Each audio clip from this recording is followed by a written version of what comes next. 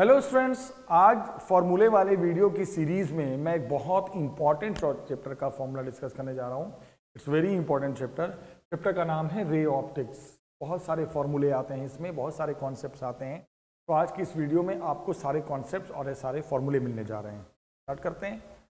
Ray optics में सबसे पहले जो बात होती है वो होती है रिफ्लेक्शन की, रिफ्लेक्शन ऑफ लाइट। रिफ्लेक्शन में एक रिफ्लेक्टिंग सरफेस होता है, आपको अच्छे से पता है कि रिफ्लेक्शन में एक रिफ्लेक्टिंग सरफेस होता है जिसे हम मिरर कहते हैं। और अगर ये प्लेन रिफ्लेक्टिंग सरफेस है तो ये प्लेन मिरर हो गया। फिर सरफेस के ऊपर एक नॉर्मल होता है, इसे सरफेस का नॉर्मल कहते हैं। फिर एक लाइट इंसिडेंट लाइट होती है और ये लाइट टकरा के लौट गई तो ये रिफ्लेक्टेड लाइट होती है। ये आपका नॉर्मल के साथ जो बनता है वो इंसिडेंट एंगल होता है और रिफ्लेक्टेड लाइट का जो नॉर्मल के साथ बनेगा वो रिफ्लेक्टिंग एंगल होता है। तो I is the incident angle, R is the reflecting angle. और लॉ ऑफ रिफ्लेक्शन के हिसाब से हमेशा याद रखना कि I is equal to R होता है। इंसिडेंट एंगल और रिफ्लेक्टेड एंगल हमेशा सेम होते हैं। दूसरी बात हम आपको बताने जा रहे हैं, वो भी सुनिएगा। मान लो अगर कोई लाइट को हम नॉर्मल के एलोंग ही गिराते हैं, तो नॉर्मल के एलोंग गिराने का मतलब इंसिडेंट एंगल 0 डिग्री, क्योंकि नॉर्मल के साथ ही एंगल लेना है और नॉर्मल के अलोंग लाइट गिरा रहे हो तो रिफ्लेक्टिंग एंगल भी 0 हो जाएगा, क्योंकि I is equal to R का मतलब कोई भी लाइट अगर नॉर्मल के अलोंग आती है तो वैसे ही वापस हो जाती है आफ्टर द रिफ्लेक्शन। अब हम बात करते हैं प्लेन मिरर के बारे में। ये सब प्लेन मिरर है, प्लेन है। कहा यह जाता है कि मान लो आपके पास दो प्लेन मिरर हैं, वो एक एंगल पे है थीटा, और इन दोनों प्लेन मिरर के बीच में एक ऑब्जेक्ट रख दिया गया। मैं क्या कहना चाह रहा हूं कि दो प्लेन मिरर के बीच में अगर कोई ऑब्जेक्ट को रख दिया जाए और ये दोनों प्लेन मिरर एक एंगल थीटा पे हैं, तो कहते ये हैं कि बहुत सारे इमेजेस बनते हैं। There are so many images. जब बहुत सारे इमेजेस बनते हैं तो कितने इमेजेस बनेंगे वो निकालने का एक फॉर्मूला है, n is the number of images. ये निकालने का फॉर्मूला है बच्चों 360 डिग्री बाय थीटा। लेकिन ये कब यूज होता है? जब 360 बाय थीटा की वैल्यू ऑड होती है। नहीं तो अगर 360 बाय थीटा -1 से भी निकल जाता है, ये तब हम यूज करते हैं जब 360 बाय थीटा की वैल्यू इवन होती है। जैसे मान लो ये दोनों 60 डिग्री पे है तो 360 बाय 60 6 आ गया, 6 इवन है तो 6 - 1 करना पड़ेगा, 5 इमेजेस बनेंगे। और मान लो इनके बीच का एंगल 72 डिग्री है तो 360 डिग्री बाय 72 डिग्री 5 आ गया। 5 इज ऑलरेडी ऑड, तो वही ऑड वही इमेजेस हो जाएंगे, नंबर ऑफ इमेज। फिर प्लेन मिरर के बारे में कुछ अगली बातें हम बताते हैं। अगली बात ये समझना प्लेन मिरर के बारे में कि प्लेन मिरर जो है form image of same size and at same distance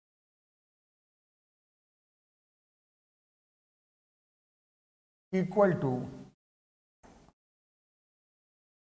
object distance and object size।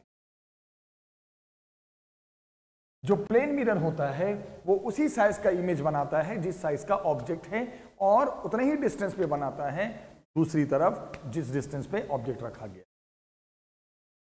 फिर प्लेन एंड मिरर के बारे में एक और कॉन्सेप्ट बताएंगे। मान लो ये एक प्लेन मिरर है और ये तुम्हारा ऑब्जेक्ट है। ये लाइट ऐसे गई तो ऐसे जाने का मतलब सरफेस के नॉर्मल गई तो जैसे जाएगी वैसे ही वापस आ जाएगी। पढ़ाया था ना मैंने, इंसिडेंट 0 तो R भी 0 होता है अगर लाइट नॉर्मल के अलोंग गई। फिर ये कहा गया कि अगर मैं इस प्लेन मिरर को थोड़ा सा घुमा दूं, मान लो इस प्लेन मिरर को आपने थीटा एंगल से इसे घुमा दिया, तो कॉन्सेप्ट ये है कि जब आप प्लेन मिरर को थीटा एंगल से घुमा देते हो तो अब जो लाइट ऐसे जाएगी वो ऐसे वापस नहीं आएगी, ऐसे जाएगी तो इधर चली जाएगी, अलग एंगल पे चली जाएगी। और वो कितना एंगल होगा? 2 थीटा होगा।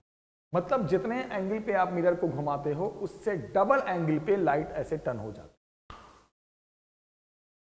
अगर आपने 30 डिग्री से घुमाया है तो अब जो लाइट जाएगी वो 60 डिग्री से पहले डायरेक्शन के कंपैरिजन में रिफ्लेक्ट हो जाए। तो ये जितनी भी चीजें आपने पढ़ा वो प्लेन मिरर के बारे में है। अब हम बात करेंगे स्फेरिकल मिरर के बारे में।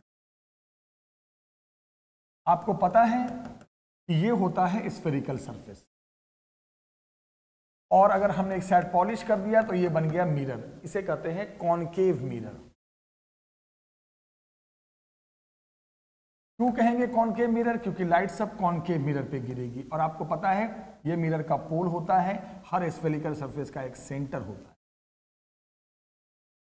कहा यह जाता है कि अगर लाइट पैरेलल हम गिराते हैं किसी भी कॉनकेव मिरर पे, तो लाइट टकराकर एक पॉइंट पे आकर मर्ज कर जाती है। इस पॉइंट को हम फोकस करते हैं,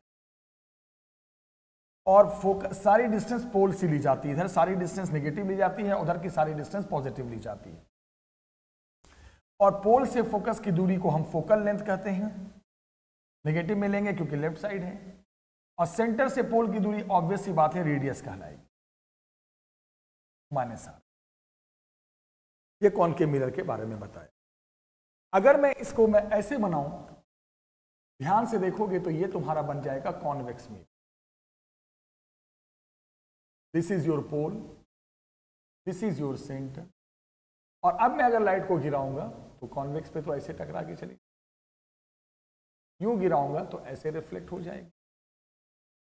तो अब क्या होगा, रियल में कोई फोकस नहीं बन पाता, तो इसको वर्चुअली बढ़ाकर यहां पे फोकस है। तो कॉन्वेक्स मिरर का फोकस राइट साइड जाता है। फोकस कब बनेगा? जब एक्सिस से, प्रिंसिपल एक्सिस से जाकर मिलेगी ये लाइट, तो वर्चुअली मिलाना पड़ता है, और पोल से फोकस की दूरी राइट साइड चलेगी, तो फोकल लेंथ भी प्लस में होगा और रेडियस भी प्लस में होगा, क्योंकि ये राइट साइड। तो इसका फोकल लेंथ हमेशा हम पॉजिटिव लेंगे। तो एक बात ध्यान रखना बेटा कि कॉनकेव मिरर का फोकल लेंथ नेगेटिव लेंगे, और कॉन्वेक्स मिरर का फोकल लेंथ पॉजिटिव लेंगे। और एक बहुत इंपॉर्टेंट फॉर्मूला है, F = R/2 होता है। इस बात को याद रखना, ये रिलेशन होता है फोकल लेंथ और रेडियस में मिरर के। कि फोकल लेंथ जो होता है, ये डिस्टेंस इसकी आधी होती है, या हम इसीलिए हम लोग अक्सर इसको F लिखते हैं, तो R को हम लोग 2F भी लिख देते हैं। ये डिस्टेंस इसका डबल होता है मिरर में, याद रखना। फिर आपको कुछ बात मैं बताना चाहता हूं। पहला कॉन्सेप्ट, फॉर कॉनकेव मिरर क्या क्या चीज देखा आपने? फोकल लेंथ नेगेटिव होता है, रेडियस नेगेटिव होता है, और जब ऑब्जेक्ट को, ध्यान से सुनना, अगर object between pole and focus है, फोकस और पोल के बीच में, तब जो इमेज वो बनेगा, याद रखना, वो वर्चुअल बनेगा। वर्चुअल का मतलब राइट साइड बनेगा, राइट साइड। और जब वर्चुअल बनेगा तो याद रखना, कोई भी जब इमेज वर्चुअल बनता है तो वो इरेक्ट बनता है, सीधा बनता है। और अगर ऑब्जेक्ट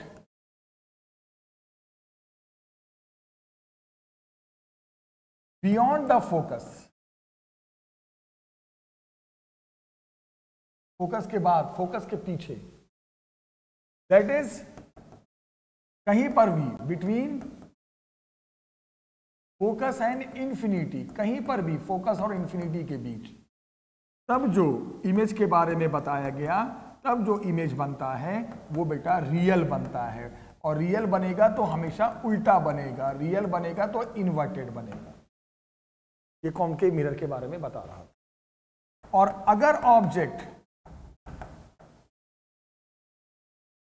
ध्यान से देखना, बहुत अच्छी वीडियो है ये, अगर ऑब्जेक्ट एट इंफिनिटी बनेगा, इंफिनिटी पे होगा, तब जो तुम्हारा इमेज बनेगा वो याद रखना फोकस पे होगा।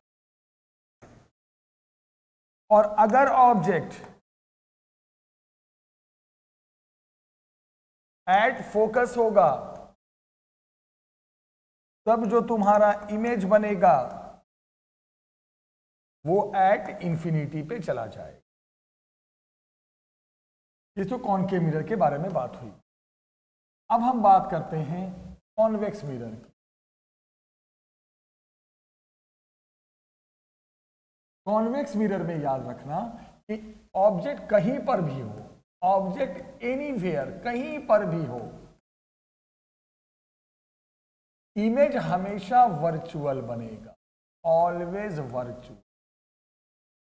याद रखना, हमेशा वर्चुअल ही इमेज बनती, और जब वर्चुअल बनेगा तो वो तो इरेक्ट ही बनता है, वर्चुअल हमेशा इरेक्ट। फोकल लेंथ हमेशा पॉजिटिव लेना है, रेडियस भी हमेशा पॉजिटिव लेना है, कॉन्वेक्स मिरर की बात कर रहे हैं। अगला कॉन्सेप्ट याद रखना, अगर V निगेटिव होता है तो रियल इमेज कहा जाता है, चाहे कोई भी मिरर हो, लेफ्ट साइड ही रियल बनता है। और अगर V तुम्हारा पॉजिटिव आता है किसी भी न्यूमेरिकल में, तो इमेज जो होता है वो वर्चुअल, ये सब याद रखना, क्योंकि वर्चुअल इमेज हमेशा राइट साइड बनाता है। तो V पॉजिटिव होगा, V नेगेटिव होगा तो रियल होगा। अब मिरर में एक फॉर्मूला है जिसे हम कहते हैं मिरर फॉर्मूला।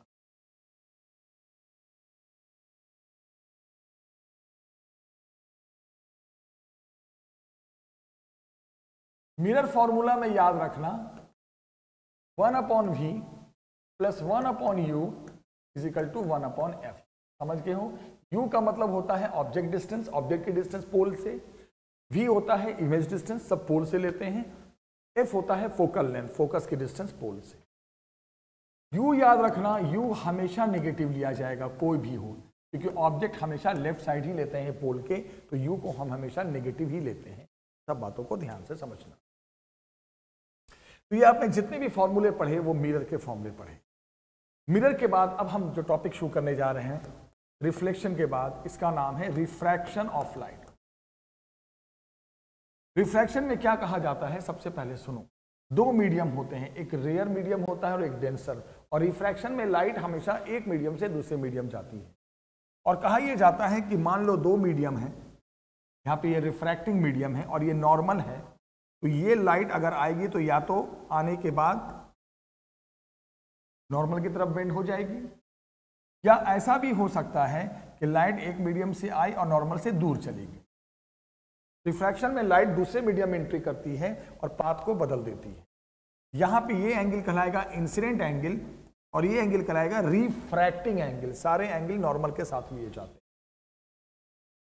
यहां ये इंसिडेंट एंगल और यहां ये रिफ्रैक्टिंग एंगल। ये तब होता है जब लाइट डेंसर मीडियम से रेयर मीडियम में जाती है, तो लाइट नॉर्मल के उल्टा बोल दिया मैंने। जब लाइट रेयर मीडियम से डेंसर मीडियम में जाती है तो light towards the normal bend हो जाती है। और जब लाइट डेंसर से रेयर मीडियम जाती है तो याद रखना लाइट अवे फ्रॉम नॉर्मल हो जाती है। हर मीडियम का अपना एक रिफ्रैक्टिव इंडेक्स होता है, जैसे इसको μ1 से, इसको μ2 से, यहां पे μ2 तो यहां पे μ1। 1 फॉर रेयर लिया है और 2 फॉर डेंसर रखा है, एक रिफ्रैक्टिव इंडेक्स होता है। रिफ्रैक्शन में एक बात का ध्यान रखना कि एक लॉ है जिसे हम स्नेल्स लॉ कहते हैं। स्नेल्स लॉ जैसे आपको यहां बनाना है, तो यहां पे स्नेल्स लॉ क्या होता है, μ1 के तरफ जो एंगल है I है और μ2 की तरफ यहां R है, तो यहां पे क्या हो जाएगा, ध्यान से सुनना, μ1 into sine I, μ2 into sine R। अगर हम पहले डायग्राम में आए तो μ1 की तरफ I है तो μ1 इंटू साइन I, और μ2 की तरफ R है तो μ2 इंटू साइन वैल्यू ली जाती है, दोनों तरफ सेम होता है, इसे कहते हैं स्नेल्स। यहां लगाना है अगर तो क्या लगेगा, μ2 इंटू साइन I, इधर क्या है μ1 की तरफ R, μ1 इंटू साइन R, ये वैल्यू हमेशा सेम। रिफ्रैक्शन में याद रखना और रिफ्रैक्टेड लाइट में जो स्पीड है वो चेंज हो जाती है। नई स्पीड कैसे निकालेंगे, जिस मीडियम में लाइट गई है पहले क्या स्पीड थी और जिस मीडियम में लाइट गई है उसके म्यू से डिवाइड कर दें। वेवलेंथ निकालना है रिफ्रैक्टेड लाइट का, तो पहले जो वेवलेंथ था, नॉट का मतलब जब रिफ्रैक्शन नहीं हुआ था किसी और मीडियम में लाइट थी, एयर मीडियम में थी, वैक्यूम मीडियम में थी, अब जिस मीडियम में गई तो वहां का वेवलेंथ बदल जाएगा लाइट का, म्यू से डिवाइड कर। लेकिन फ्रीक्वेंसी लाइट की कभी नहीं बदलती, वो हमेशा सेम होती है, यानी कि रिफ्रैक्टेड लाइट की फ्रीक्वेंसी में कोई चेंज नहीं आएगा, स्पीड बदल जाएगी, वेवलेंथ बदल जाएगा लेकिन फ्रीक्वेंसी वही रहती है जो पहले थी। सब चीजों को ध्यान से समझ। अभी आपने देखा, ये सब बेसिक कॉन्सेप्ट देखा आपने, refraction of light, that was refraction of light. अब यहां पे एक टॉपिक हम पढ़ाने जा रहे हैं, टॉपिक का नाम है TIR, टोटल इंटरनल रिफ्लेक्शन। कहा जाता है कि मान लो एक तरफ तुम्हारा डेंसर मीडियम है, हम μ2 से इंडिकेट करते हैं रिफ्रैक्टिव इंडेक्स, दूसरी तरफ रेयर मीडियम, इसे हम μ1 से इंडिकेट। TIR में क्या बताया जाता है कि जब लाइट, मान लो ये ऑब्जेक्ट है और आपको पता है अगर हम लाइट को सरफेस के नॉर्मल के अलॉन्ग ले जाएं, नॉर्मल के अलॉन्ग का मतलब क्या होता है, इंसिडेंट एंगल 0 रखें, तो जब I 0 होगा तो R भी देखो स्नेल्स लॉ से लगाओगे 0 आ जाएगा, यानी कि R भी 0 होगा। का मतलब जब कोई भी लाइट एक मीडियम से दूसरे मीडियम जाती है और सरफेस के नॉर्मल जाती है तो इस बात का ध्यान रखना कि लाइट सीधे पार हो जाती है, रिफ्रैक्टिंग एंगल भी 0 होता है। लेकिन एक ऐसा एंगल होता है जिसपे अगर हम लाइट को गिराएं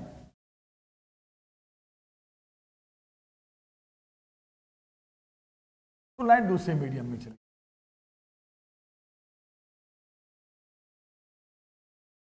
और जो रियल मीडियम में जा रही है तो लाइट अवे फ्रॉम नॉर्मल होता है।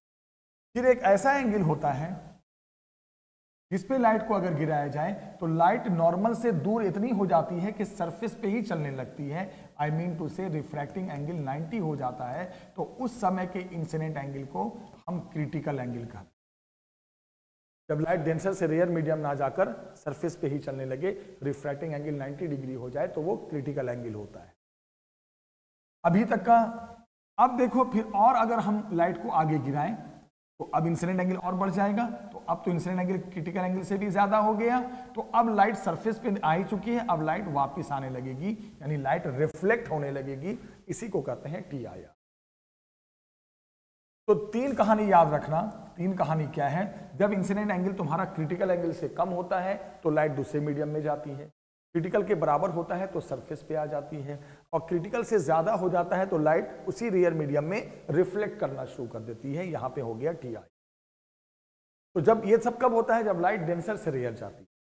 और क्रिटिकल एंगल निकालने का फॉर्मूला ऐसा है, sin c is equal to μ1 by μ2, rare का म्यू अपॉन डेंसर का। कभी कभी बुक में इसको ऐसे भी लोग लिखते हैं sin c is equal to 1 by mu. तो 1 बाई म्यू का मतलब ये हो गया कि रेयर मीडियम को उन्होंने एयर मान लिया है, इसलिए उसका रिफ्रैक्टिव इंडेक्स 1 ले लिया है, अब बाकी डेंसर का जो है सो है।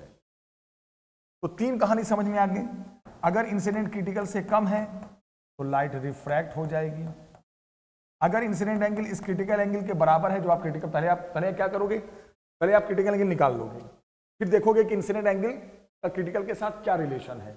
अगर कम है तो रिफ्रैक्ट हो जाएगी, बराबर है तो ऑन सरफेस चलेगी लाइट, और अगर इंसिडेंट तुम्हारे क्रिटिकल से ज्यादा हो गया है, क्रिटिकल निकाल के जो चेक किया, तो वहां पे TIR हो जाएगा, टोटल इंटरनल रिफ्लेक्शन, इसी को कहते हैं TIR।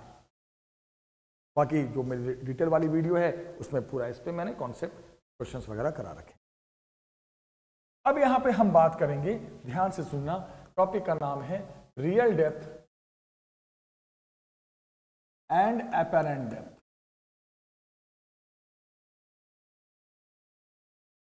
Real depth and apparent depth. अब ये सवाल उठता है कि सर ये रियल डेप्थ और अपैरेंट डेप्थ क्या है, व्हाट इज। तो कहा यह गया, जब भी कोई भी बॉडी, ध्यान से देखना, कोई भी बॉडी जब डेंसर मीडियम में हो, M2 मान, करेक्ट,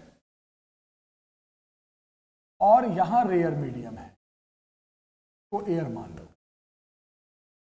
और यहां ऑब्जर्वर है, देखने वाला बंदा रेयर मीडियम में है, ऑब्जेक्ट डेंसर मीडियम में। आपने देखा होगा कि अगर हम किसी भी चीज को वाटर टैंक में, पानी के अंदर, स्विमिंग पूल में डाल के देखें, तो ऊपर से देखते हैं तो हमें लगता है कि वो बहुत पास में है, वो बॉडी आ गई है, लेकिन हाथ डालते हैं पानी के अंदर तो पता चलता है ये तो बहुत गहरा है। तो होता क्या है, जब भी कोई ऑब्जेक्ट डेंसर मीडियम में होता है तो उसकी रियल डेप्थ कुछ और होती है, बट इमेज कहीं काफी ऊपर बनता है, लगता है कि ऑब्जेक्ट यहीं पर है, का इमेज ऊपर आ जाता है। तो होता क्या है कि मान लो तुम्हारा ये ऑब्जेक्ट है, ये इसकी रियल डेप्थ है, डेप्थ कहां से मेजर करते हैं, सरफेस से, तो x तुम्हारा क्या है, रियल डेप्थ, तो अक्सर जब रेयर से डेंसर को, बॉडी डेंसर में है, ध्यान रखना हो, देखने वाला बंदा रेयर मीडियम में है तो उसका इमेज काफी ऊपर बनता है। तो ये तुम्हारी इमेज की गहराई होगी, इसे वाई माना है मैंने। इसी डेप्थ को कहते हैं एपेरेंट डेप्थ।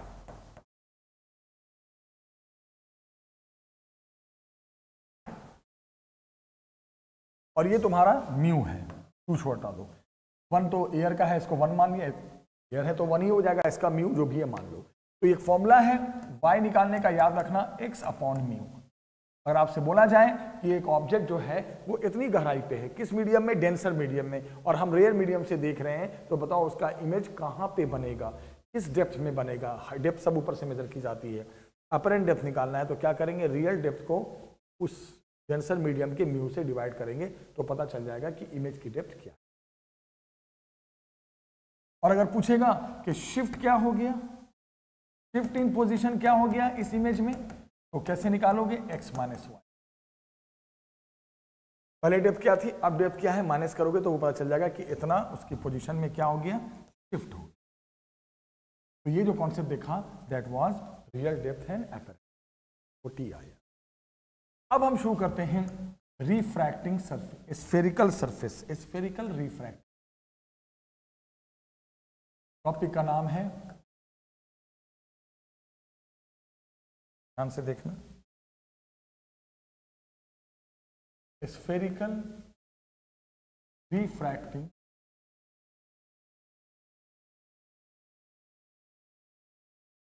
इसमें एक चीज याद रखना, जैसे मान लो ये यहां पे ये म्यू1 का मतलब है रे, म्यू2 का मतलब है डेंस। ऑब्जेक्ट यहां है, लाइट जो भी गिरेगी वो रेयर से डेंसर जाएगी। कौन से सरफेस पे जा रही है, कॉनकेव सरफेस। कॉनकेव सरफेस से गिरकर रेयर टू डेंसर जा, रेयर से लाइट डेंसर की तरफ जा रही है, क्योंकि लाइट हमेशा लेफ्ट साइड से जाती है। और ये कौन सा सरफेस है, कॉनकेव सरफेस से गिरते हुए जा रही है। ये देखो आप, ये भी वही है, ऑब्जेक्ट इधर है, ये तुम्हारा म्यू1 है, ये तुम्हारा म्यू2, रेयर है और डेंस। कहने का मतलब यह है कि अगर रिफ्रैक्शन लाइट का रेयर टू डेंसर हो रहा है,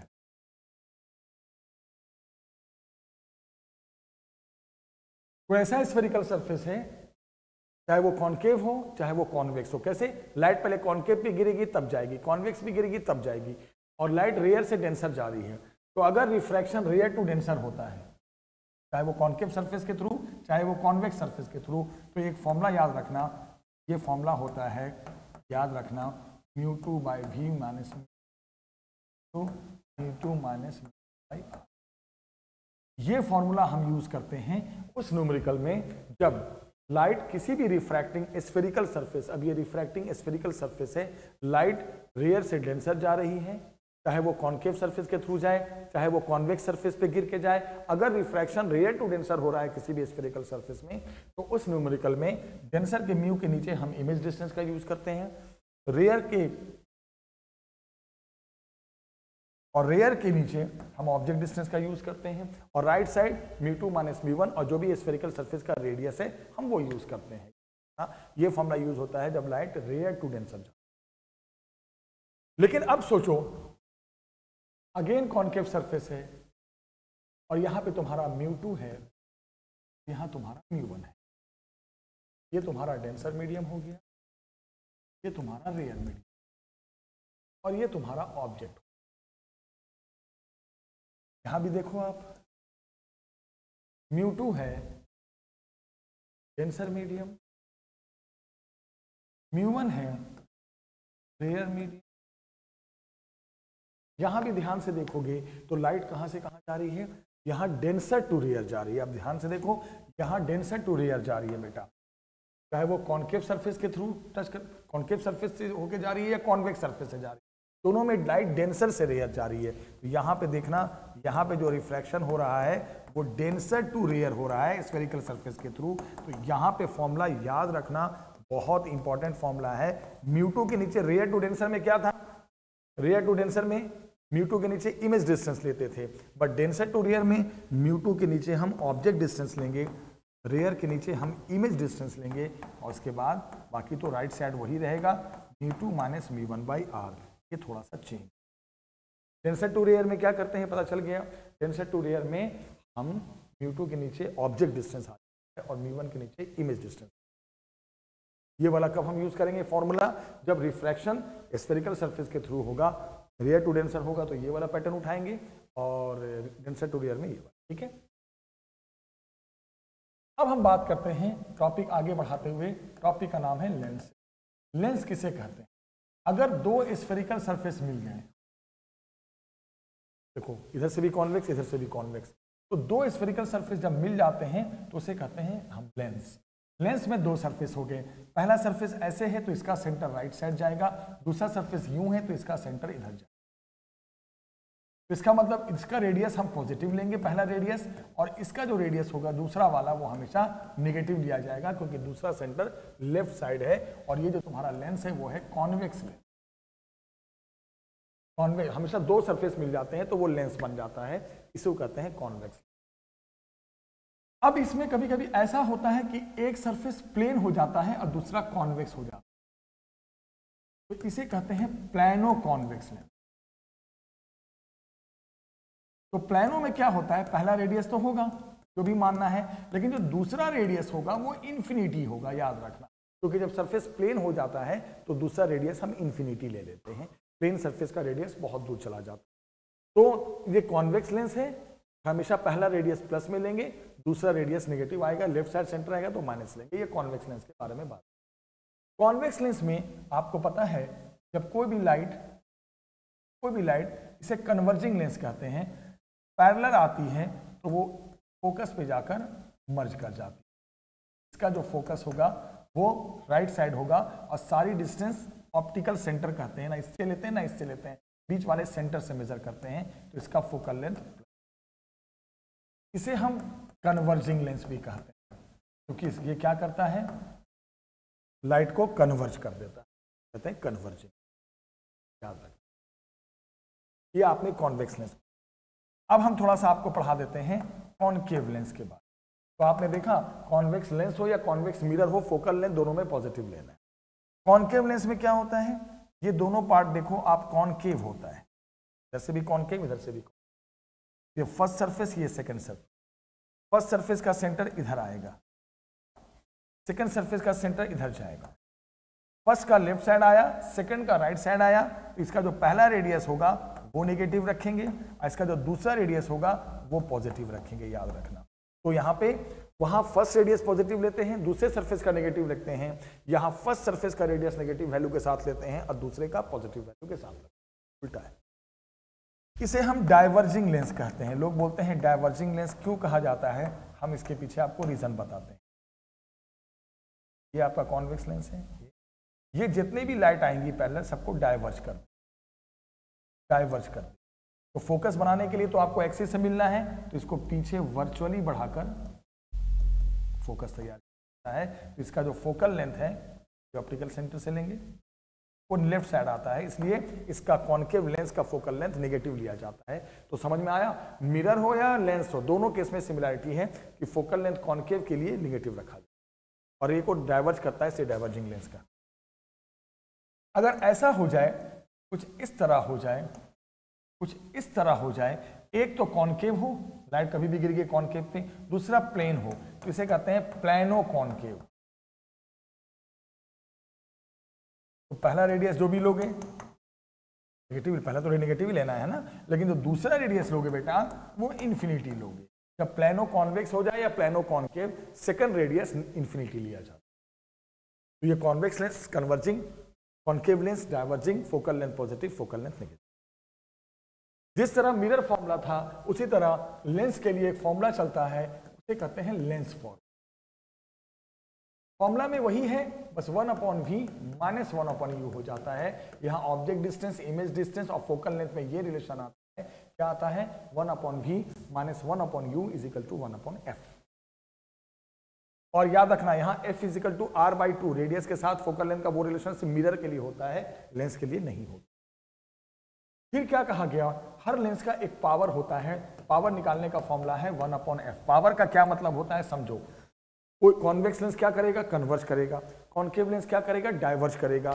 तो एबिलिटी टू कन्वर्ज या कॉन्केव है तो एबिलिटी टू डाइवर्ज जो होता है उसे पावर ऑफ लेंस कहते हैं। 1/f लेते हैं, ये तब लेते हैं जब फोकल लेंथ मीटर में होगा तो, अदरवाइज सेंटीमीटर में फोकल लेंथ लोगे तो 100/f से चलता है, इस याद रख।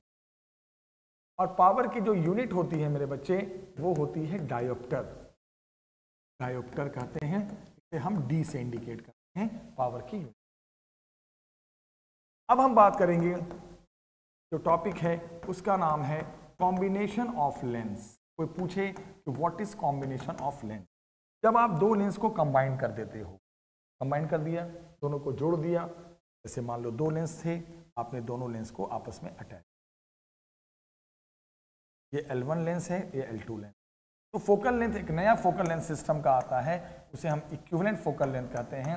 हम कैसे निकालते हैं, 1/f1 + 1/f। याद रखना। अब जरा ध्यान से सुनना।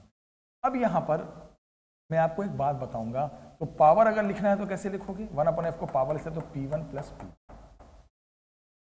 और आपको पता है कि हर लेंस का, जब भी लेंस है तो एक मैग्निफिकेशन होता है इमेज का, चाहे वो मिरर हो या लेंस हो। तो मैग्निफिकेशन किसे कैसे निकालते हैं, पहले m से लिखते हैं, या तो v/u image distance by object distance, नहीं तो लोग इसे h2/h1 से भी कहते हैं। h2 का मतलब इमेज साइज और h1 का मतलब object size.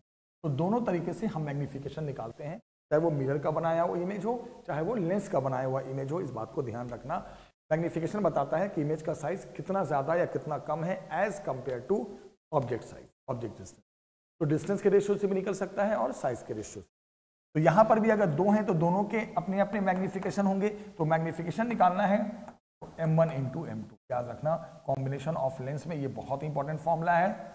Focal length total चाहिए, ऐसे इस पैटर्न से निकालेंगे, पावर चाहिए प्लस करके निकालेंगे, और इक्विवेलेंट टोटल दोनों का मिला के टोटल मैग्निफिकेशन इमेज का पता करना है तो मल्टीप्लाई कर।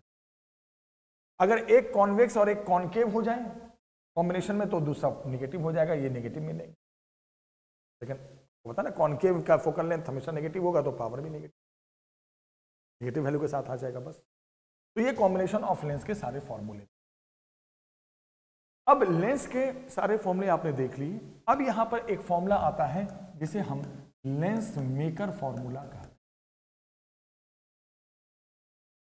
अब कोई आपसे पूछे कि ये लेंस मेकर फॉर्मूला क्या है, मैं बताता हूं। जैसे मान लो ये तुम्हारा लेंस है, कॉन्वेक्स भी हो सकता है, कॉन्केव भी हो सकता है। तो एक तो लेंस का अपना रिफ्रैक्टिव इंडेक्स होता है और एक सराउंडिंग का होता है। तो म्यू2 तो हो गया refractive index of what, lens. ये किसका हो गया, का हो गया। और म्यू1 किसका हो गया, सराउंडिंग का। सराउंडिंग का मतलब होता है जो लेंस के बाहर है, मीडियम में, एयर वाटर जो भी है।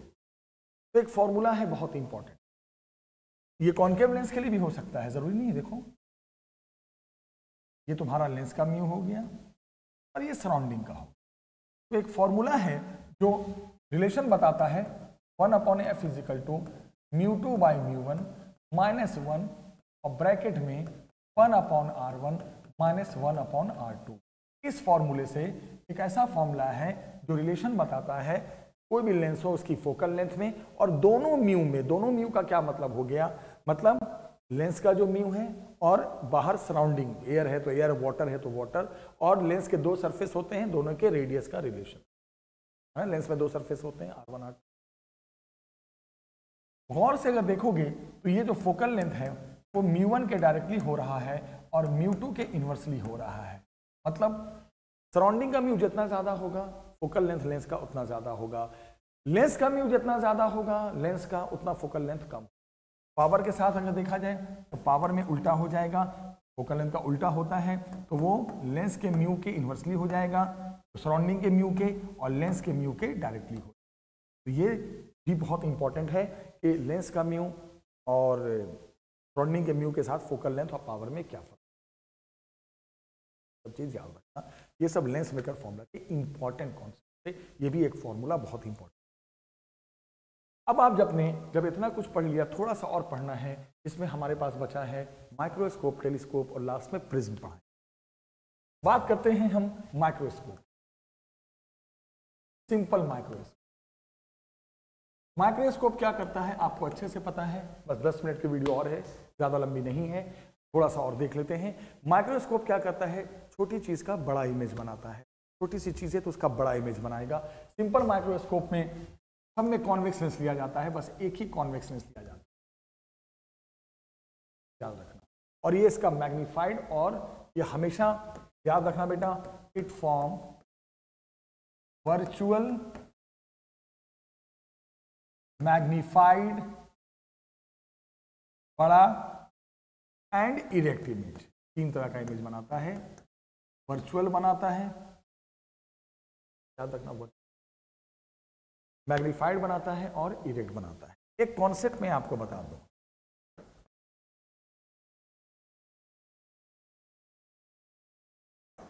फॉर एनी लेंस, किसी भी लेंस के लिए अगर V पॉजिटिव आया, पॉजिटिव का मतलब हो गया इमेज डिस्टेंस प्लस में आया, यानी राइट साइड चला गया लेंस के, तो याद रखना जो इमेज होता है वो हमेशा रियल होता है। जबकि मिरर में उल्टा था, मिरर में क्या था पता है, जब राइट साइड जाता था तो वो इमेज वर्चुअल हो जाता था, और V अगर निगेटिव आ जाए यानी कि इमेज लेफ्ट साइड बने तो इस केस में इमेज को वर्चुअल कहा जाता है।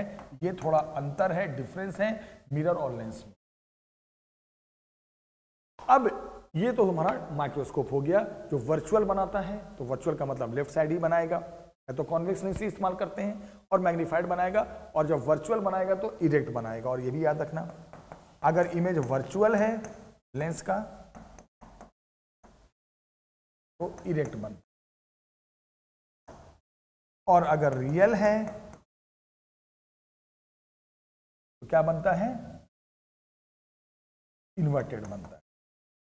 ये तो मिरर में भी ऐसे ही होता था, तो यहां हो रहा है। और एक और मैं आपको पॉइंट बता दूं कि जैसे मिरर में क्या था कि कॉन्वेक्स मिरर हमेशा वर्चुअल बनाता था, और कॉन्केव मिरर रियल और वर्चुअल दोनों बनाता था। यहां उसी कंडीशन पे उल्टी कहानी है। क्या कहानी है कि कॉन्केव लेंस जो होता है वो हमेशा ऑलवेज वर्चुअल इमेज बनाता है। जो कंडीशन वहां कॉन्वेक्स लेंस के लिए, कॉन्वेक्स मिरर के लिए था, वो यहां कॉन्केव लेंस के साथ है, क्योंकि रे को डाइवर्ज कर देता है, रियल में रेज नहीं मिल पाते। और कॉन्वेक्स लेंस रियल भी बनाता है। कब बनाता है रियल? ये अगर object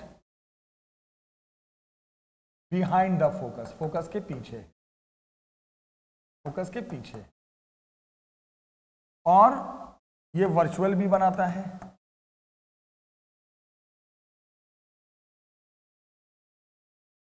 if object between focus and centre of lens, same उसी कंडीशन पे, वहां भी मिरर में वही था, बट ये मिरर में ये वाली कंडीशन आता था कॉन्केव के लिए, और यहां वो कंडीशन आता है कॉन्वेक्स लेंस कि फोकस से आगे रखोगे तो वर्चुअल बनेगा, और फोकस से पीछे ऑब्जेक्ट को रखोगे तो रियल बनेगा। थोड़ा सा मैच करा दे, सब चीज याद रखना। हाँ, हम आते हैं वापस माइक्रोस्कोप पे। तो माइक्रोस्कोप वर्चुअल बनाता है, मैग्नीफाइड बनाता है और इरेक्ट बनाता है। और इसके मैग्नीफाइंग पावर, मैग्निफिकेशन निकालने का फॉर्मूला V/U नहीं चलेगा, सीधे ये वाला फॉर्मूला याद रखना, 1 + D/F। ये फॉर्मूला हम यूज,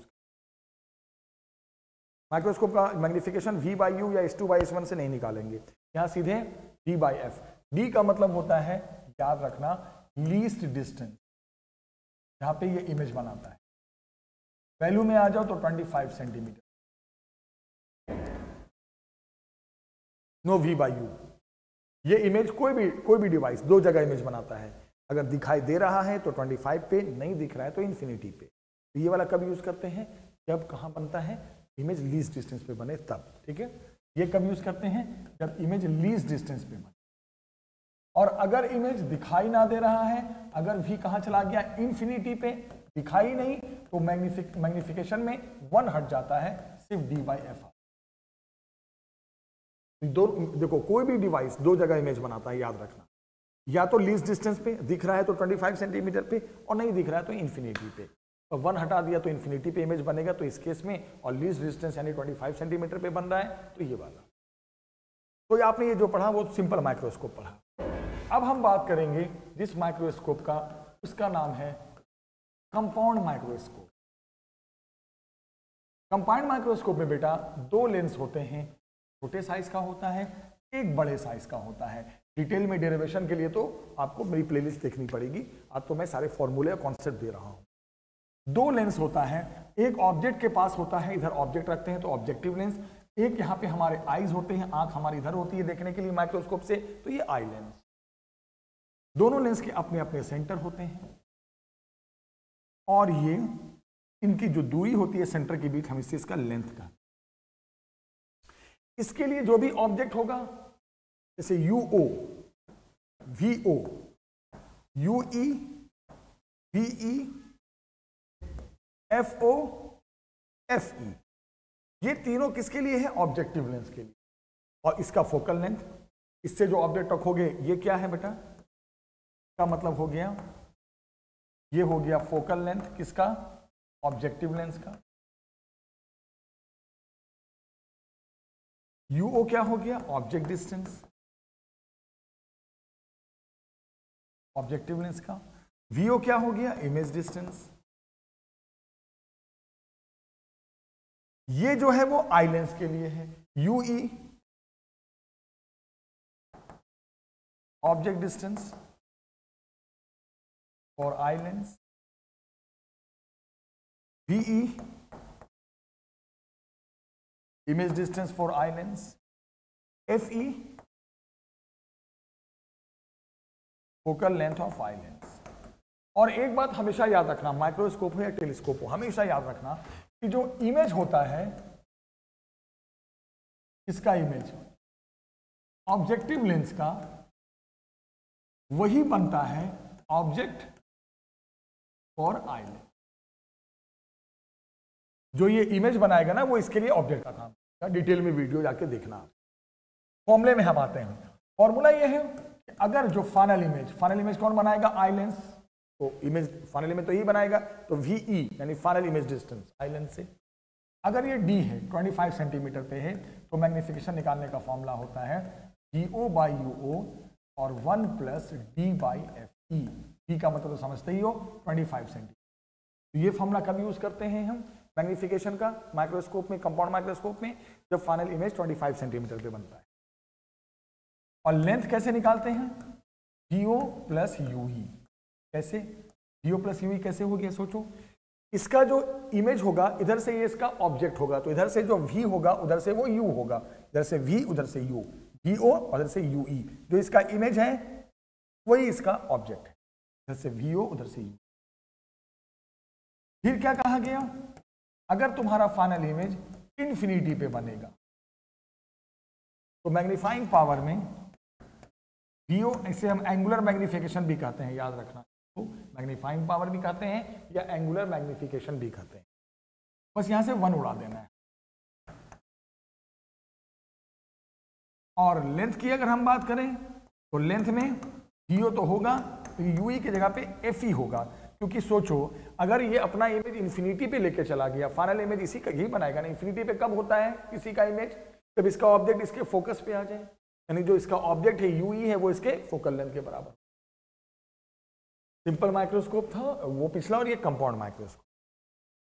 अब हम बात करते हैं एस्ट्रोनॉमिकल टेलीस्कोप।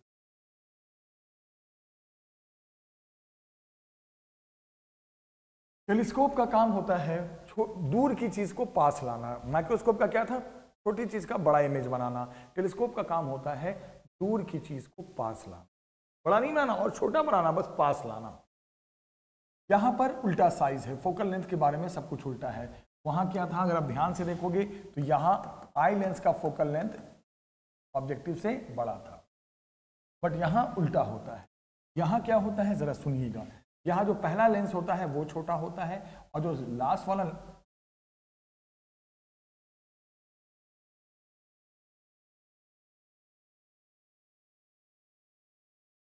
यहां क्या होता है कि जो फर्स्ट लेंस होता है वो लार्ज होता है, छोटे सा, और लास्ट वाला लेंस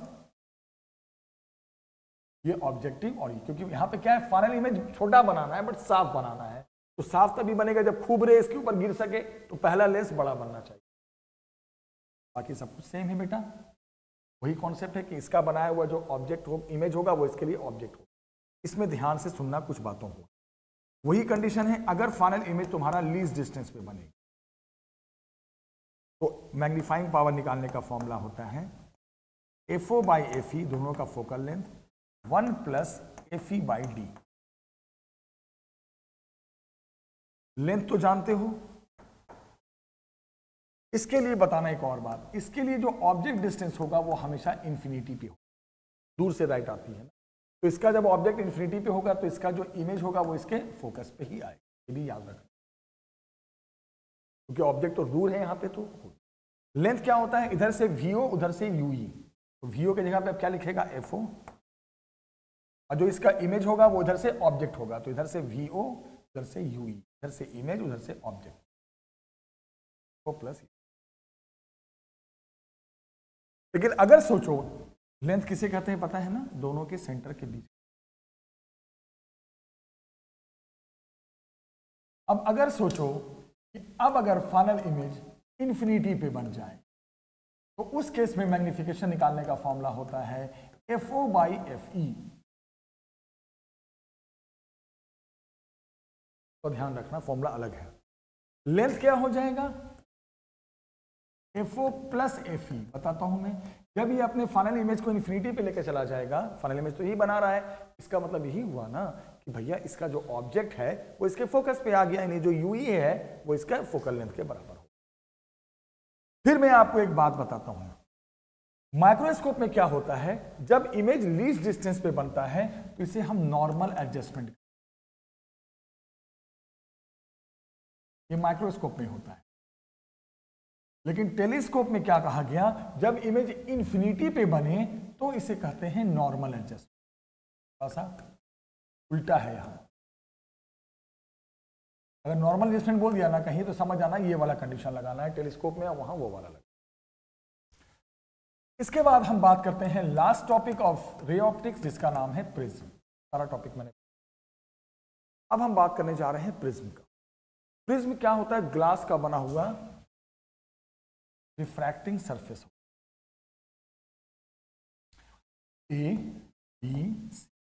BC जो है वो प्रिज्म का बेस होता है, और AB और AC रिफ्रैक्टिंग सरफेस होते हैं। एक तरफ से लाइट आती है, उधर से निकल जाती है, याद रखो। ये जो एंगल बनाता है कौन, दोनों रिफ्रैक्टिंग सरफेस, ये तो बेस है ये वाला, इसे प्रिज्म एंगल कहते हैं।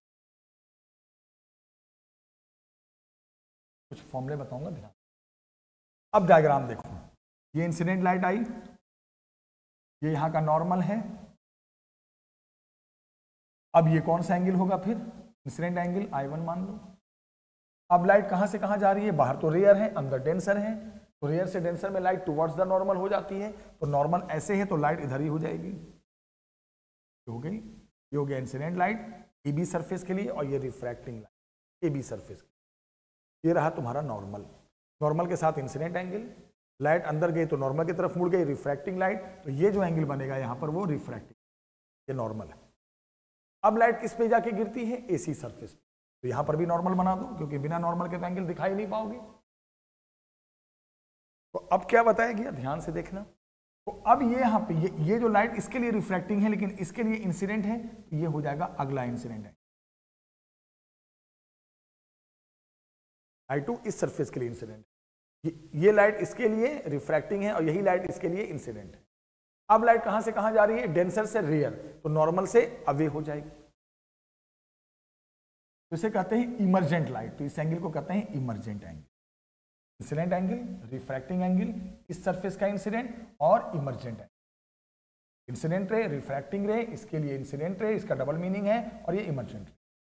फिर एक एंगल की और एंट्री करेंगे, अगर हम इंसिडेंट लाइट को बढ़ा दें और इमर्जेंट लाइट को पीछे कर दें, तो एक नया एंगल बनता है, इसे डेल्टा कहते हैं। ये किसके बीच एंगल है, इंसिडेंट लाइट और इमर्जेंट लाइट, इसके बीच जो एंगल बनता है उसे डेल्टा कहते हैं। डेल्टा का मतलब एंगल ऑफ डेविएशन, ये इंसिडेंट लाइट और इमर्जेंट लाइट के बीच एंगल। Incident light, refracting light, incident angle, incident angle, refracting angle, incident angle, emergent angle, angle of deviation, angle between incident ray and emergent, और ये angle of prism. 1 2 3 4 5 6 angle हैं, 2 4 5 6। कुछ formula मैं बताऊंगा, ट्रिक से बताऊंगा। प्रिज्म के अंदर वाले एंगल कौन है, देखो ऐसे समझो, R1 एंड I2 ये इनसाइड एंगल है देखा जाए तो, और I1 और E जो है वो प्रिज्म के बाहर शो हो रहे हैं। I1 एंड E ये आउटसाइड एंगल। अब ध्यान से सुनो, पहला फॉर्मूला याद रखना कि अंदर वाले एंगल को ऐड करोगे यानी R1 और I2 को तो A आ जाता है, पहला फॉर्मूला। मतलब अंदर वाले एंगल का क्या मतलब हो गया, एक तरफ का रिफ्रैक्टिंग और उधर का इंसिडेंट। दूसरा है बाहर वाले एंगल को अगर ऐड करेंगे तो बाहर वाला में क्या है I1, उधर क्या है E, तो A के साथ डेल्टा भी आ जाता है।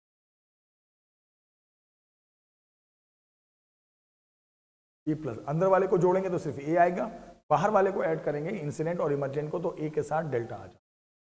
अगला ध्यान से, अगर डेल्टा निकालना है एंगल ऑफ डेविएशन तो एक फॉर्मूला ये बनाया गया है म्यू माइनस 1 इंटू A। अगर आपको प्रिज्म एंगल पता है और ये म्यू क्या है, रिफ्रैक्टिव इंडेक्स ऑफ प्रिज्म है, इस मटेरियल का बना है, वो पता है, तो हम एंगल ऑफ डेविएशन भी इस फॉर्मूले से निकाल सकते हैं। फिर क्या कहा गया कि अगर I1 is equal to E हो जाए and R1 is equal to I2 हो जाए, मतलब बाहर वाले एंगल सेम हो जाए और अंदर वाले भी सेम हो जाए, तब कहा गया तब डेल्टा मिनिमम हो जाता है, तब एंगल ऑफ डेविएशन एकदम मिनिमम हो जाता है। कब, जब अंदर वाले भी सेम हो जाएं और बाहर वाले भी सेम हो। उस केस में प्रिज्म का म्यू निकालने का फॉर्मूला है साइन A प्लस जो भी डेल्टा मिनिमम है by 2 upon sine A by 2। तो देखो ये फॉर्मूला प्रिज्म का रिफ्रैक्टिव इंडेक्स का है, लेकिन ये कब यूज करते हैं, जब डेल्टा मिनिमम हो तब ये यूज करते हैं। अगर न्यूमेरिकल में नहीं लिखा है कि एंगल ऑफ डेविएशन मिनिमम है तब ये प्रिज्म का म्यू ऐसे नहीं निकालेंगे। तो ये न्यूमेरिकल में इस्तेमाल करते हैं as a refractive index of prism. ये कब इस्तेमाल करते हैं, जब डेल्टा मिनिमम हो, अदरवाइज नहीं करते। बाकी ये तो नॉर्मल फॉर्मूला। तो ये प्रिज्म के इतने ही फॉर्मूले हैं जो आपको लर्न करना है, इसी पे क्वेश्चंस हो। डिटेल में वीडियो देखना है तो वीडियो में पड़ी है प्लेलिस्ट, आप उसमें जाके देखो अच्छे से। ये तो मैंने एक शॉर्ट वीडियो बनाई आपके लिए, क्योंकि रे ऑप्टिक्स बड़ा टिपिकल सा हो जाता है, एक जगह मैंने कर दिया, सारे फॉर्मूले बता दिए, मुझे लगता है कुछ छोड़ा नहीं है मैंने, ऑलमोस्ट सारा मैंने करवा ही रखा, सब कुछ बता दिया, सारे डेरिवेशन बता दिए, सारा कुछ। ठीक है बेटा, हम ऐसी वी सीरीज बनाते रहेंगे आपके लिए, अच्छे से पढ़ते हैं, आप भी पढ़ाई कीजिए अच्छे से बेटा। मिलते हैं नेक्स्ट वीडियो में, टेक केयर, बाय बाय।